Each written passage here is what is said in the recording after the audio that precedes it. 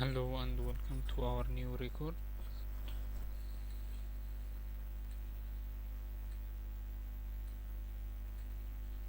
Today we are going to study Unit 3 Cliffhanger.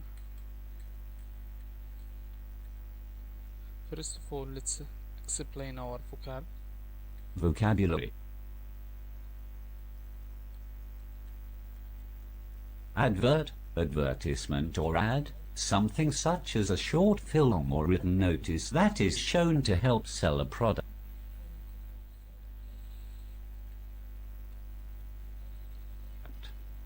Screen, the flat surface at the front of a television or other electronic device.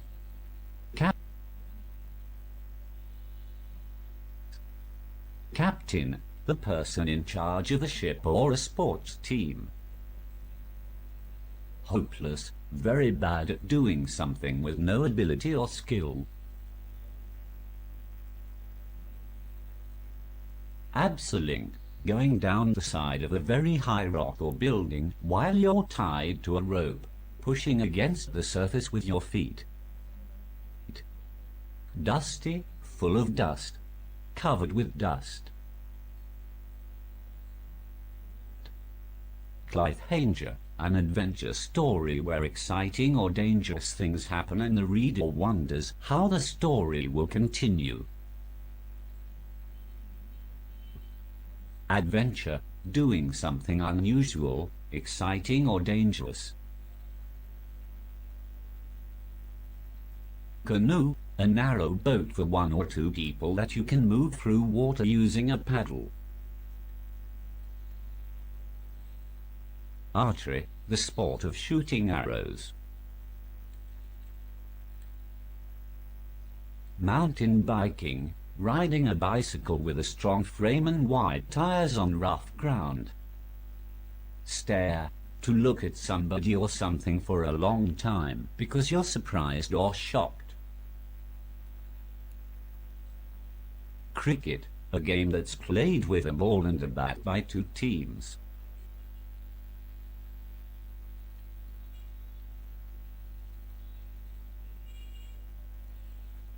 Helmet, a hard hat that you wear to protect your head.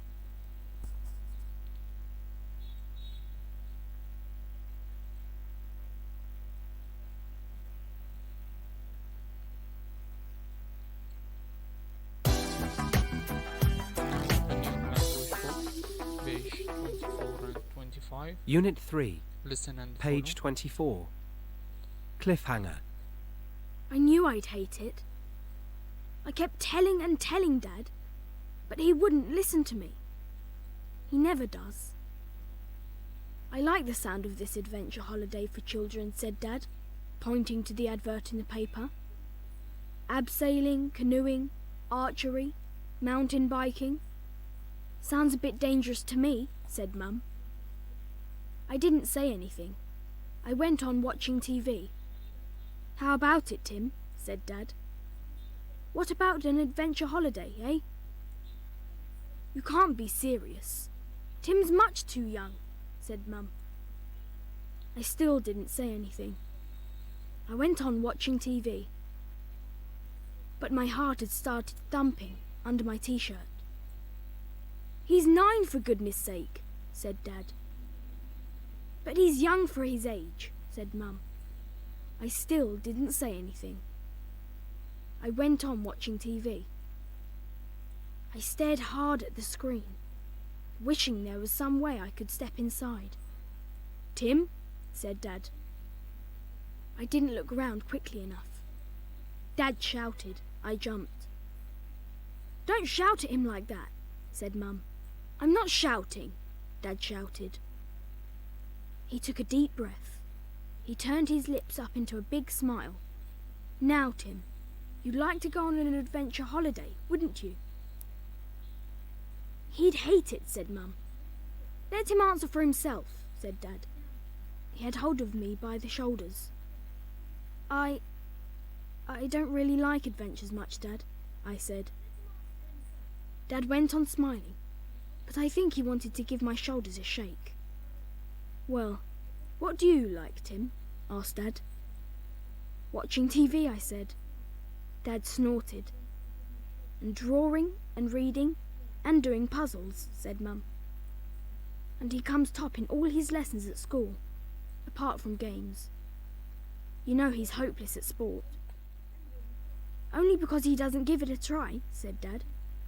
I was captain of football and cricket when I was a boy. Dad had tried to teach me football. Dad had tried to teach me cricket. He had tried, and I had tried, but it hadn't worked. Tim can't help being bad at games, said Mum, pulling me away from Dad. She gave me a cuddle. I think an adventure holiday would do him the world of good, said Dad. He wouldn't listen to Mum. He wouldn't listen to me. He booked the adventure holiday. You'll love it when you get there, said Dad, over and over again. He bought me new jeans and t-shirts, and trainers, and a stiff soldier's jacket to make me look tough.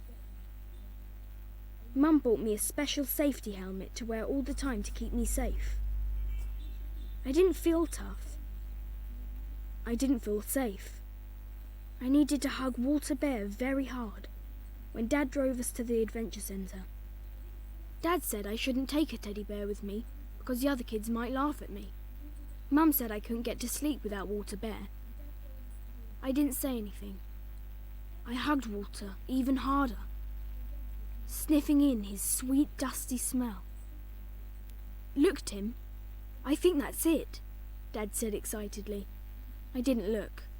I shut my eyes tight. I hoped, if I wished hard enough, I'd somehow whiz through space and end up safe at home.